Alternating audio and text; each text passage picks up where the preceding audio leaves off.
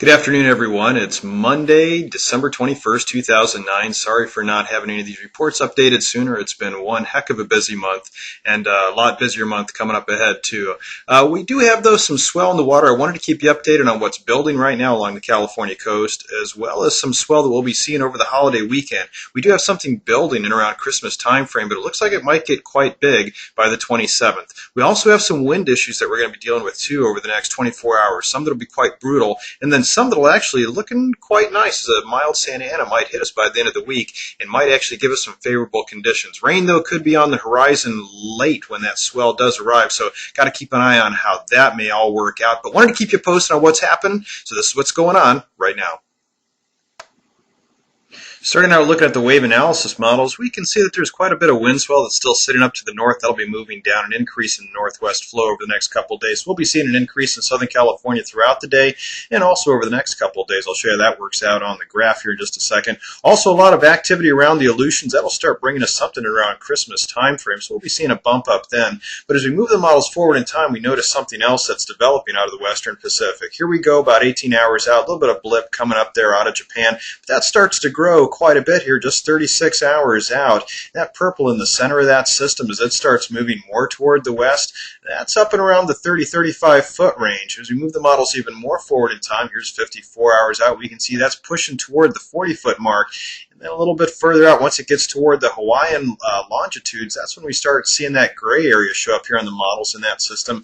That means that's about 40-foot seas.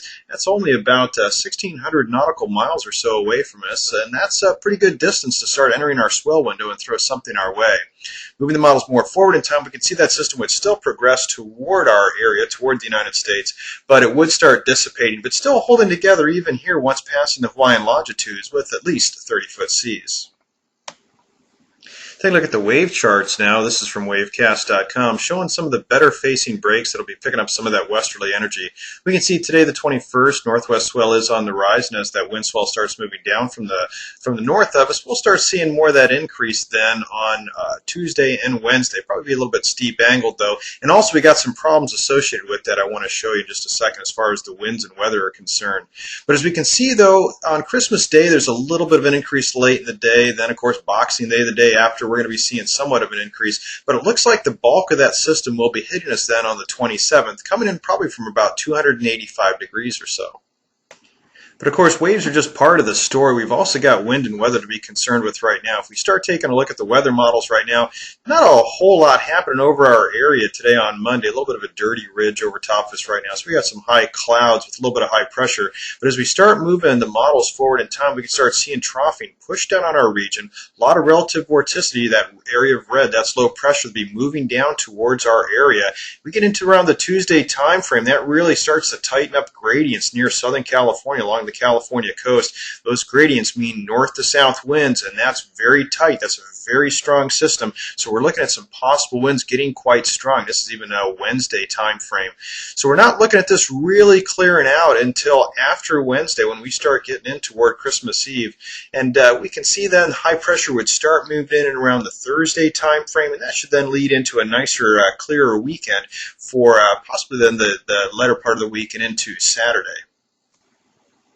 Zooming in on Southern California, we can get a really good idea how these winds are going to differ over the week. This is taking a look at the Tuesday time frame. Strong northerly winds sitting off the coast. So we're looking at that area in red out in the outer waters. That's over 30 miles an hour. So we're looking at some strong winds even near the coast. If we take a look at later in the week, this is around Thursday time frame, a lot calmer winds. We see those arrow directions pointing offshore. Still a little bit of a strong offshore area, probably right around the the Los Angeles and Ventura area. That's that area of green sitting off there between the Channel Islands and Catalina. Other than that, it looks like we're in for kind of a mild Santa Ana or a moderate Santa Ana by the end of the week. If we take a look at how this then works out on the wind graph, this is from one of the wind charts over at wavecast.com. We can see that over the next 24 hours, we're in for some strong winds even near the coast. So definitely over in the 20-mile-an-hour range, persisting somewhat then into Tuesday, even though those winds will really be kicking up tonight. Wednesday still lingering and really not turning into a more mild, moderate offshore condition, a nice Santa Ana, more towards the end of the week. Wanted to also just show you real quickly why weather could be a concern when we get that swell coming in on the 27th on Sunday. This is a look at the precipitation model. It's a long-range simulation, but those bands of red out there in the Pacific, those are rain bands, and it looks, though, like we might see something after the swell starts to fill in. So it looks like we may see some clean surf out of this on Sunday the 27th, although it would be quite sizable, and hazards, of course, will be evident because of it. Then it looks like shortly thereafter this could turn into a stormy swell. So we've got to see how that progresses, though, over the next few days. So that's how things are breaking down right now. We do have a little bit of weather and some wind problems headed our way overnight.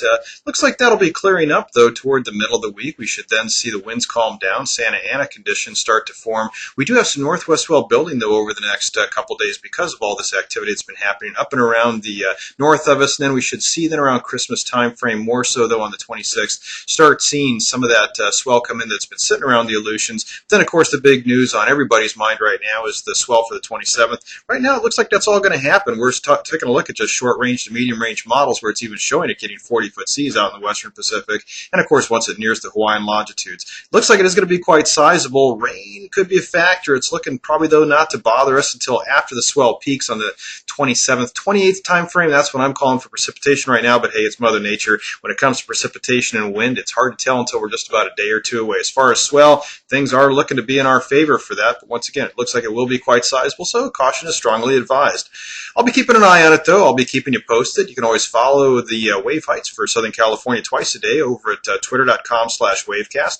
And you can always catch 24 hours a day, 7 to 8 days a week, my automated site, wavecast.com, which will give you all the wave charts and wind analysis and everything else going on to help you try to plan a perfect session. So that's it for now. Hope everything goes well over the holiday season. Take care, be safe, and smile in the lineup.